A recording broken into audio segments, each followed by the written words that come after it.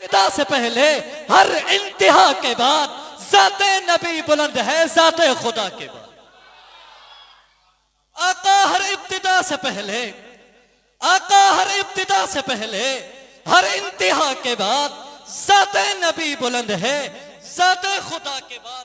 اور چوتھا مصرع جس کو سمجھ میں آئے گا اس پورے مجمع میں، میں ہر ایک سے داد نہیں مانگوں گا، ہر ایک سے سبحان اللہ کی درخواست نہیں کروں گا، صرف اس بھائی سے جس کو سمجھ میں آئے گی ضرور سبحان اللہ سنائے گا.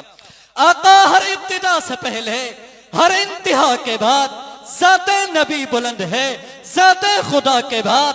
دنیا میں احترام کے، دنیا میں احترام کے، دنیا میں احترام کے، دنیا میں احترام کے قابل ہیں جتنے لوگ ہم سبھی کو مانتے ہیں مگر مصطفیٰ کے بعد.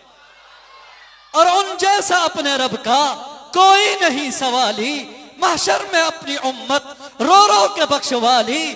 پھولوں نے مسکرانا ان کے لبوں سے سیکھا، شمس و قمر نے ان کے چہرے سے ہے زیالی. تاج ان کے سر پہ رب نے ختم الرسل کا رکھا، مکھ جن کا گورا گورا، کملی ہے کالی کالی. خاکی ہے ان کے نوکر، نوری ہے ان کے چاکر، ان کو بنایا رب نے دونوں جہاں کا والی.